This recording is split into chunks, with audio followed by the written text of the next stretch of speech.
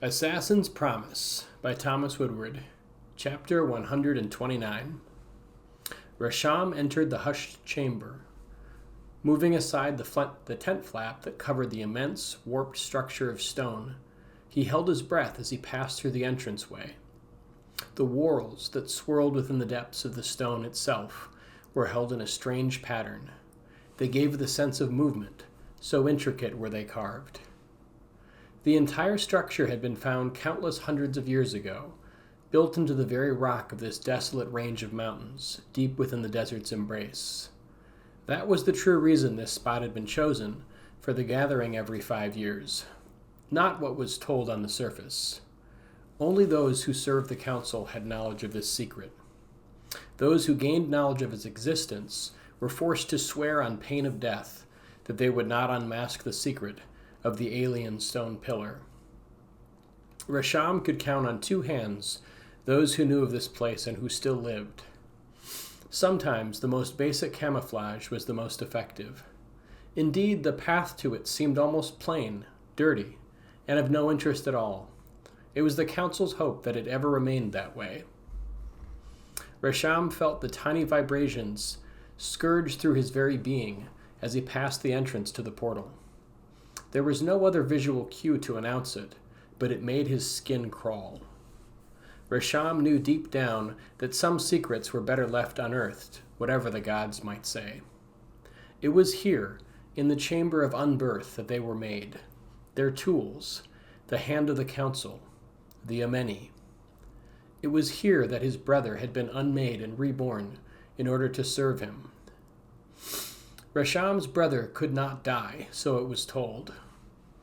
Or at least there had been no records of anyone succeeding in killing one of the creatures in over 800 years of written history. The old ones were a sorry sight indeed, forced to live on through the aeons, their bodies unnaturally holding together. Most believed their minds were simply gone, but Rasham was not so sure. Haptal replaced his brother the day he was remade. The man who was his brother simply ceased to be. He had brought the family's name great honor, although it could never be revealed, except in secret. Rasham had only agreed knowing that his brother's mind would be completely destroyed. If there were any trace of him left, but no, it was impossible. The creatures could not speak. Their ravening howls sounded like creatures from nightmare. His people had discovered the pits far beneath the rocky bowl that sheltered this place, directly beneath the obsidian pillar in which he now stood. Having never understood its true purpose, the creatures were housed there by handlers, many of whom had long since gone mad. Their humanity fled them rapidly. In sick fascination, Rasham had viewed the unbirthing chambers after the creation of a new Ameni servant, and had seen the skin bubble and stretch, horribly disfiguring the poor wretch until nothing was left of what had once been a child. Age seemed to have little relevance in predetermining one of the creature's physical prowess. Even in the hundreds of years of their bondage, surprisingly little was known about the creatures.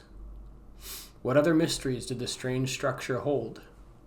They had never been able to find any entrance into the higher levels, if indeed they existed. Only the very first level, what they now called the Chamber of Unbirth, had been accessible. No weapon had been able to scratch the unknown obsidian structure. Rasham moved closer to the center. There was a long shaft that led directly down into the pits, although no human could survive the fall. It had been one of the first crude tests of the creatures, forcing one down through the hole in the floor.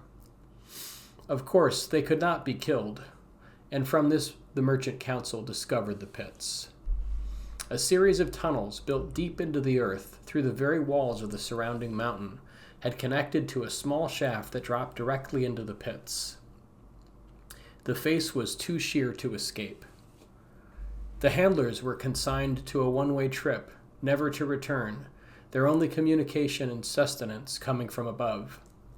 Of course, many of the volunteers were not told of this unfortunate fact until after descending into the blackness of the pit. Once there, no force on earth would retrieve them. Even criminals consigned to death were not chosen for this role without serious consideration by the council. In a way, it was perfect. It was a self-contained system. Apart from those members of the council who were allowed to come and go freely, anyone who learned of the terrible secret became chained to it. A curling black smoke rose from the deep fissure in the floor, emitting a foul stench that became unbearable after repeated exposure. Each new visit made the strange smell more intense. Or was it his mind playing tricks on him? Rasham could never be sure. From the pit a long, mournful howl rose. The sound was hideous. It conjured images of a misshapen beast at its point of origin. Another low howl added to the first, until others joined, becoming an indistinguishable mash of piteous and terrible cries. Rasham knew they could feel pain. He had always known, regardless of what the elders told him. Only something in agony could make a sound like that. Why was it here? Like a scar on the land that refused to heal, it contaminated everything it touched, including those who knew of its existence. But the Merchant Council would not give up a tool with such power. There was too much to gain.